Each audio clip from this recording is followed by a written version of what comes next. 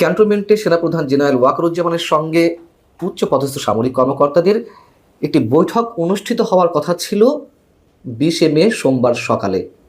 সেই বৈঠকটি কেন বাতিল করা হলো, সেই বৈঠকটি কেন অনুষ্ঠিত হলো না, এখন সেটি নিয়ে নানান ধরনের ব্যাখ্যা বিশ্লেষণ চলছে। এটা সত্য যে সোমবার 20 মে সকালে সেনা সদরে এই বৈঠকটি অনুষ্ঠিত হবে এরকম একটি গুঞ্জন রোববার বিকাল থেকেই ছড়িয়ে পড়েছিল। অনেকে সোমবার সকালেও কেউ কেউ লাইভে এসে বলার চেষ্টা করলেন যে যখন এই বিষয়ে কথা বলা হচ্ছে তখন সেই মুহূর্তে সেনা সদরে বৈঠক অনুষ্ঠিত হচ্ছে, কী সিদ্ধান্ত আসতে যাচ্ছে। আসলে এই যে গুঞ্জনগুলো একটু বাড়তিভাবে ছড়িয়ে পড়া, এরও নিশ্চয়ই কারণ রয়েছে। মানুষের দৃষ্টি এখন সেনাবাহিনীর দিকে, সেনা প্রধানের দিকে। এটি বাস্তবতা। কি হতে যাচ্ছে দেশে, কি হবে, করিডোর ইস্যুতে কি হবে, কিংবা আগামী দিনে নির্বাচন সংক্রান্ত ইস্যু সহ নানান বিষয়ে সরকার কি পদক্ষেপ নেবে, সেখানে সেনাবাহিনীর কি ভূমিকা থাকবে, সেই সব জায়গা থেকে গুঞ্জন ছড়াতেই পারে। আমি নিজেও আপনাদের জানিয়েছিলাম যে সোমবার 20 মে সকালে এরকম একটি বৈঠক অনুষ্ঠিত হতে যাচ্ছে, গুঞ্জন আকারেই আমি শুনেছিলাম, সেটিও বলেছি। এবং গুরুত্বপূর্ণ কোনো সিদ্ধান্ত আসতে পারে, বিশেষ করে করিডোর ইস্যুতে। যেটি আমি কনফার্ম হলাম একেবারে বিশ্বস্ত জায়গা থেকে যে বৈঠকটি আসলে সোমবার ছিল না, এটি মঙ্গলবার সকালে 21 মে সেনা সদরে অনুষ্ঠিত হবে। সেখানে উচ্চপদস্থ সামরিক কর্মকর্তা থাকবেন। এবং এই যে বৈঠকটি, আমি এটিও বলেছি, এটি একটি রুটিন বৈঠক। সেটি 20 তারিখ হোক বা 21 তারিখ হোক, সেটি একটি রুটিন বৈঠক। তবে অবশ্যই গুরুত্বপূর্ণ উচ্চপদস্থ সামরিক কর্মকর্তা সেখানে উপস্থিত থাকেন। সেইখানে স্পর্শকাতর যে ইস্যুটি এখন সবচেয়ে বেশি মানুষের মুখোমুখি আলোচনায়, করিডোর ইস্যুতে সেনাবাহিনীর ভূমিকা কি হবে, বা এটির পক্ষে বা বিপক্ষে সেনাবাহিনীর অবস্থান কোন পর্যায়ে থাকবে, সে বিষয়ে নিশ্চয়ই আলোচনা উঠে আসতে পারে। এবং কেউ কেউ এই বৈঠককে কেন্দ্র করে এমনও মেসেজ দেওয়ার চেষ্টা করলেন যে কমব্যাট ইউনিফর্ম পরে উচ্চপদস্থ সামরিক কর্মকর্তাদের এই বৈঠকে থাকতে হবে, উপস্থিত থাকতে হবে। আমি সে বিষয়েও বলেছি যে কমব্যাট ইউনিফর্ম বা যুদ্ধ পোশাক, এটা তো সাধারণ পোশাক সেনা কর্মকর্তা বা সেনা সদস্যদের। এটি নিয়ে আলাদা মাজেদা তৈরি করার কোনো দরকার নেই। এটা স্পষ্টত প্যানিক ছড়ানো হচ্ছে। তবে আমি এটুকু বলে রাখি, অবশ্যই সেনা প্রধান সেখানে যে ভাষণ দেবেন, বক্তব্য দেবেন, সেখানে করিডোর ইস্যুটি আসতে পারে, অথবা তিনি সরাসরি না বললেও সামরিক কর্মকর্তাদের মনোভাব বোঝার হয়তো চেষ্টা করতে পারেন।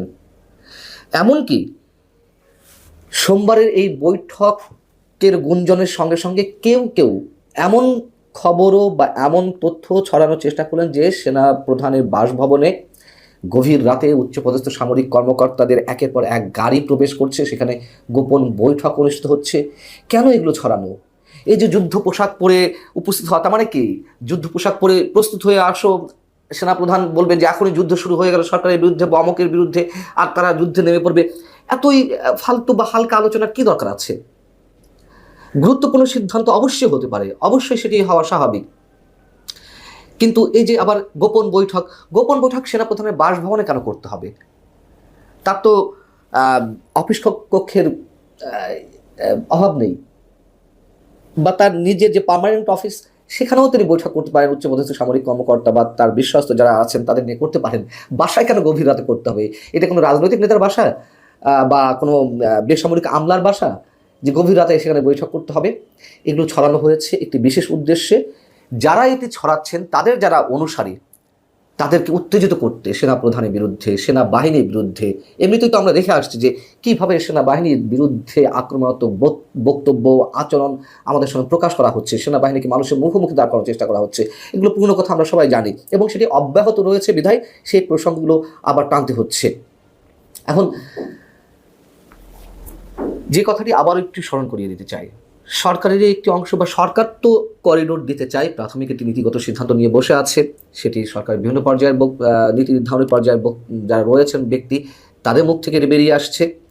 এবং এর বাইরে যারা ইন্টারেস্ট গ্রুপ রয়েছে, সরকারের সুবিধাভোগী একটি গোষ্ঠী, এবং এই বাংলাদেশকে নিয়ে যারা ভয়ঙ্কর ষড়যন্ত্রে লিপ্ত হয়েছে, তারা অনেকে নিজেরাই জানেন না যে তারা কি চান, কিন্তু উত্তেজিত করতে তাদের পারদর্শিতার কোনো অভাব নেই, কমতি নেই। এরা যে করিডোর ইস্যুতে একেবারে একাট্টা, যে কোনোভাবে হোক দিতে হবে, সেটি কেন? তারাও জানে আসলে যে বাস্তবতা কি হবে। একটা যুদ্ধ অবস্থা তৈরি হবে, একটা চরম উত্তেজনাকর পরিস্থিতি তৈরি হবে, এবং যত বেশি এটি হবে তত বেশি তাদের জন্য লাভজনক। নির্বাচন নিয়ে টালবাহানা করা যাবে, যুদ্ধাবস্থা বা এরকম একটু গরম গরম অবস্থায় কীভাবে নির্বাচন সম্ভব, ক্ষমতা দীর্ঘস্থায়ী করা যাবে, তার এক ধরনের পরিকল্পনা তো আমরা বিভিন্ন জায়গা থেকে বিভিন্ন ধরনের গুঞ্জন আকারে শুনতে পারছি। আর আসলে এখন পরিস্থিতিটা এমন যে প্রতি মুহূর্তে হাওয়া বদল হচ্ছে, কোনো কিছু প্রেডিক্ট করা যাচ্ছে না, কোনো কিছু ফোরকাস্টিং করা যাচ্ছে না। তবে অবশ্যই আমাদের এই ধরনের প্যানিক ছড়ানোর কতটা প্রয়োজন রয়েছে, যারা আমাদের আসলে কোনো ধরনের স্বার্থ নেই, শুধু দেশের মানুষ ভালো থাকুক, আমরা ভালো থাকি, আমাদের দেশটা যেন ভালো থাকে, সেই জায়গা থেকে অবশ্যই আমাদের চোখ কান খুলে রাখার অবশ্যই বিষয় রয়েছে, সতর্ক থাকার বিষয় রয়েছে। এই বাংলাদেশকে নিয়ে যে আন্তর্জাতিক শক্তিগুলো ভয়ঙ্কর একটি খেলায় মেতে উঠেছে, এটিও পুরনো কথা। তবে আরেকটি কথা আবারও মনে করিয়ে দিই, এই করিডোর ইস্যুতে যারা যে আন্তর্জাতিক শক্তিগুলো বাধা হয়ে দাঁড়াবে, রাশিয়া, চীন, ভারত, তারা কিন্তু তাদের পরিকল্পনা অবশ্যই এর মধ্যে নিয়ে রেখেছে। তারা কি করতে চায়, এ ধরনের কোনো পরিস্থিতি হলে, বাংলাদেশের মধ্যে দিয়ে রাখাইনের উদ্দেশ্যে কোনো করিডোর দেওয়া হলে, এবং এর বাইরেও তারা আরও অনেক ধরনের পথ নকশা এঁকে রেখেছে। সেটি আমাদের সরকার বুঝতে পারছে কিনা জানি না, হয়তো বুঝতে পারছে, তারপরেও সরকার তার মতো করে এগোবে এবং এগোচ্ছে। সেটা তো সরকারের সংশ্লিষ্ট যারা দায়িত্বশীল ব্যক্তি, তারা নিজেরাই নিজেদের নানান ধরনের বক্তব্য ফুটিয়ে তুলছেন। কে কী ভাবলো কিছু যায় আসে না, অথবা এই সরকারের সব ধরনের সিদ্ধান্ত নেওয়ার এখতিয়ার রয়েছে, সেই ধরনের ম্যান্ডেট রয়েছে। এই কথাগুলো ছড়িয়ে মানুষকে উত্তেজিত করা হচ্ছে কিনা, মানুষের চোখ ডাইভার্ট করা হচ্ছে কিনা, সেটিও আমাদের দেখার বিষয়, বোঝার বিষয়। তবে আমার মনে হয় রাজনৈতিক দলগুলো যে অবস্থান নিয়েছে করিডোরের বিরুদ্ধে, সেই ভয়েসটা আরও একটু শক্তভাবে ছড়িয়ে দেওয়া দরকার, সাধারণ মানুষের জন্য, দেশের জন্য। আল্লাহ হাফেজ। কথা বলতে এসেছি, সেনাপ্রধান কি করছেন, আলাপের প্রসঙ্গ এটি, এবং এটি সেনাপ্রধান জেনারেল ওয়াকারুজ্জামান আপনাকেও জিজ্ঞাসা যে আপনি কি করছেন, দেশ কোথায় যাচ্ছে। একটি সরকারের অবসান হয়েছে, দীর্ঘ 15.5 বছরের সরকারের অবসান হয়ে একটি সরকার এসছে, এবং এই সরকারটি আসবার পেছনে সেনাবাহিনীর একটা ভূমিকা আছে, এবং ভূমিকার প্রেক্ষিতে 5 অগাস্ট 2024 সেনাপ্রধান জেনারেল ওয়াকারুজ্জামান বলেছিলেন যে সেই অবস্থায় অচল অবস্থা ছিল, রাস্তায় আন্দোলন ছিল, তার প্রেক্ষিতে আপনি দায়িত্ব নিয়েছেন, সরাসরি এক্সিকিউটিভ পাওয়ার নেননি, কিন্তু একজনকে দায়িত্ব দিয়েছেন। কাকে দায়িত্ব দিলেন, কাকে নিয়োগ করলেন? এই সরকারটি বলে যে তারা ছাত্রদের নিয়োগপ্রাপ্ত, কিন্তু আসলে তো সেনাবাহিনীও নিয়োগপ্রাপ্ত। আপনি যাকে নিয়োগ করলেন, দেশটাকে কি ভালো রাখতে পারছে? এক কথাই যদি বলি, গোলাম আজমের ছেলেরা ছাড়া এই মুহূর্তে কেউ বলবে না যে দেশ ভালো চলছে। আমিও বাংলাদেশের একজন সাধারণ নাগরিক হিসেবে বলতে চাই, দেশ ভালো চলছে না, দেশ ভালো নেই। সেই জায়গায় সেনাপ্রধান জেনারেল ওয়াকারুজ্জামান আপনার ভূমিকা কি? আজকে যে মুহূর্তে কথা বলছি, আজকেও আমরা সশস্ত্র বাহিনীর অবসরপ্রাপ্ত সৈনিকদের রাস্তায় আন্দোলনে দেখেছি। 54 বছরের ইতিহাসে সেনাবাহিনীকে রাস্তায় নামতে দেখিনি, অধিকার আদায়ের জন্য রাস্তায় নামতে দেখিনি। ইতিমধ্যে গত 10 মাসে বাংলাদেশের যতগুলো বাহিনী আছে, যতগুলো প্রতিষ্ঠান আছে, পুলিশ, প্রশাসন, সবকিছু ধ্বংস করে ফেলানো হয়েছে।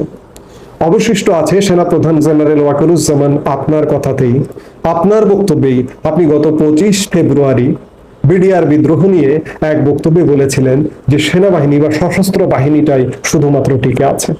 কিন্তু আমরা স্বীকার করি যে সশস্ত্র বাহিনী এখনো পর্যন্ত টিকে আছে, কিন্তু যে পরিস্থিতি চলছে তাতে সশস্ত্র বাহিনীও আর টিকে থাকবে না। সশস্ত্র বাহিনীকেও ধ্বংস করবার, নষ্ট করবার সকল ষড়যন্ত্র জারি আছে। সেনাবাহিনী বা ক্যান্টনমেন্ট এলাকায় সভা সমাবেশ নিষিদ্ধ করতে হলো কেন? সেনাবাহিনী নিয়ে ষড়যন্ত্র চলছে, আপনাকে নিয়ে ষড়যন্ত্র চলছে, এই ষড়যন্ত্র তো আপনাকেই রুখে দিতে হবে। আজকে দেশ নিয়ে ষড়যন্ত্র চলছে, আজকে আমার বন্দর নিয়ে ষড়যন্ত্র চলছে, আমার এখানে বিদেশি ঘাঁটি নিয়ে ষড়যন্ত্র চলছে, আমার পাশের দেশের সাথে প্রক্সি যুদ্ধ নিয়ে ষড়যন্ত্র চলছে। আবার এক শ্রেণীর প্রগতিবাদী লোকও এই ষড়যন্ত্রের আগুনে তুষ ছেটাচ্ছেন। এমনকি আওয়ামী লীগের লোকজনও তুষ ছিটাচ্ছেন যে সেনাপ্রধান জেনারেল ওয়াকারুজ্জামানকে চায় না। আওয়ামী লীগের লোক বলুন আর সাধারণ মানুষ বলুন, যারা দেশ বিরোধী বসে আছে, যারা দেশদ্রোহী বসে আছে, জেনারেল ওয়াকারুজ্জামানের অপসারণ চাইবেন না। অপসারণ চান ওই ধরনের ষড়যন্ত্রকারীদের। বিদেশি নাগরিক বাংলাদেশের নীতি নির্ধারণী জায়গায় পর্যন্ত বসে আছে, এমনকি নিরাপত্তা সংক্রান্ত বিষয়ে দায়িত্ব প্রাপ্ত হয়ে আছে। নিরাপত্তার সম্পর্কে যার ধারণা নেই, সিকিউরিটির সম্পর্কে যার ধারণা নেই, এমন লোক খলিলুর রহমান, তাকে জাতীয় নিরাপত্তা উপদেষ্টা করা হয়েছে। যে পদ বাংলাদেশের ইতিহাসে কখনো ছিল না, একটা পদ সৃষ্টি করা হয়েছে। এটি কে করেছেন? ডক্টর মোহাম্মদ ইউনূস। আপনারা চান ডক্টর মোহাম্মদ ইউনূসের অপসারণ, খলিলুর রহমানের অপসারণ চান, এবং এরকম আরো যেসব বিদেশি নাগরিক দাপিয়ে বেড়াচ্ছে, লাফিয়ে বেড়াচ্ছে অসংখ্য এই সরকারের সাথে, যারা এই দেশের সাথে যাদের কোনো সম্পর্ক নেই, তারা বিদেশে থাকেন, বিদেশে খান, বিদেশে বসবাস করেন, আজকে সুযোগে এ দেশে এসে দাপিয়ে বেড়াচ্ছেন, লাফিয়ে বেড়াচ্ছেন। এজেন্ডা বাস্তবায়ন হলে আবার তারা বিদেশে চলে যাবেন। আপনারা আজকে তাদের অপসারণ চান। আর একই সাথে সেনাপ্রধান জেনারেল ওয়াকারুজ্জামান, আপনাকে বলবো যে আপনি কি করছেন? আপনি দেশের দায়িত্ব নিয়ে দেশটাকে বাঁচান। দেশের মানুষ একটা বড় অংশ কিন্তু চাইছে আপনিই পারেন দেশকে বাঁচাতে, আপনাকেই বাঁচাতে হবে, আপনাকেই হাল ধরতে হবে। যদিও সেনা শাসন পৃথিবীর ইতিহাসে কোনো জায়গায় কোনো কল্যাণকর কিছু বয়ে আনেনি। পৃথিবীর দেশে দেশে সেনাবাহিনী ক্ষমতায় হস্তক্ষেপ করেছে, কিন্তু সেটির পরিণতি ভালো হয়নি। সেনা শাসন কল্যাণের নয়, মঙ্গলের নয়। সেনাবাহিনীর কাজ নয় দেশ শাসন করা। কিন্তু আজকে দেশের যে ক্রান্তিকাল, এই ক্রান্তিকাল থেকে ওভারকাম হতে হলে অন্ততপক্ষে ডক্টর মোহাম্মদ ইউনূস সরকারের অবসান হতে হবে। সেনা শাসন আমরা চাই না, কিন্তু এমন একটি শাসন চাই, এমন একটি সরকার চাই যে সরকারটি নির্বাচনের দিকে নিয়ে যাবে দেশ। 3 মাসের একটি তত্ত্বাবধায়ক সরকার চাই। ডক্টর মোহাম্মদ ইউনূসকে কে দায়িত্ব দিয়েছে দেশের নীতি নির্ধারণী বিষয়ে দায়িত্ব নিতে? কে ম্যান্ডেট দিয়েছে? বন্দর বিদেশিদের হাতে তুলে দিতে, এখানে করিডোর দিতে, পাশের দেশের সাথে প্রক্সি যুদ্ধে জড়াতে? এগুলো সব দেখছেন সেনাপ্রধান আপনি। আপনাকেই দায়িত্ব নিতে হবে। ডক্টর মোহাম্মদ ইউনূস সরকারের অবসান ঘটাতে হবে এবং ঘটিয়ে একটি নতুন তত্ত্বাবধায়ক সরকার গঠন করতে হবে, করে দ্রুত দেশকে নির্বাচনের দিকে নিয়ে যেতে হবে। এই সরকারের ভিত্তিটা কি? এই সরকারের ম্যান্ডেটটা কি? এই সরকার কি সাংবিধানিক সরকার? এই সরকার তো একটা জটিল সরকার, হঠাৎ করে উড়ে এসে জুড়ে বসা একটি সরকার, একটা অবৈধ সরকার। এই সরকারকে বৈধতা দিতে হলেও পরবর্তী সংসদে আইন পাশ করে, বিল পাশ করে এই সরকারের কার্যক্রমের বৈধতা দিতে হবে। অর্থাৎ গাছে কাঁঠাল গোফে তেল অবস্থাটা কিন্তু এমন। কাজেই এই সরকারটা দেশটাকে ভালো রাখতে পারছে না, দেশের মানুষকে ভালো রাখতে পারছে না, দেশের স্বার্থ বিরোধী কর্মকাণ্ডে জড়িত। কাজেই সেনাপ্রধান জেনারেল ওয়াকারুজ্জামান, আপনি কি করছেন প্রশ্ন করতে চাই, এবং আপনাকেই করতে হবে, আপনাকেই দেশ উদ্ধার করতে হবে। এই মুহূর্তে আপনি একমাত্র পারেন যে বাংলাদেশকে একটি সুষ্ঠু স্বাভাবিক পন্থায় নিয়ে যেতে। আপনি যদি আরো সময় নেন, আরো যদি দেরি করেন, আপনাকে নিয়ে ষড়যন্ত্র হচ্ছে, আপনাকে নিয়ে ষড়যন্ত্রকারীরা সফল হবে। সেনাবাহিনীকে নিয়ে ষড়যন্ত্র হচ্ছে, সেনাবাহিনীকে নিয়ে ষড়যন্ত্রকারীরা সফল হবে। আমরা চাইবো নিশ্চয়ই কুচক্রীদের সফল হতে আপনি দেবেন না, সেই প্রত্যাশা আপনার কাছে রইল। এই মুহূর্তে এই পর্যন্তই। সবাই ভালো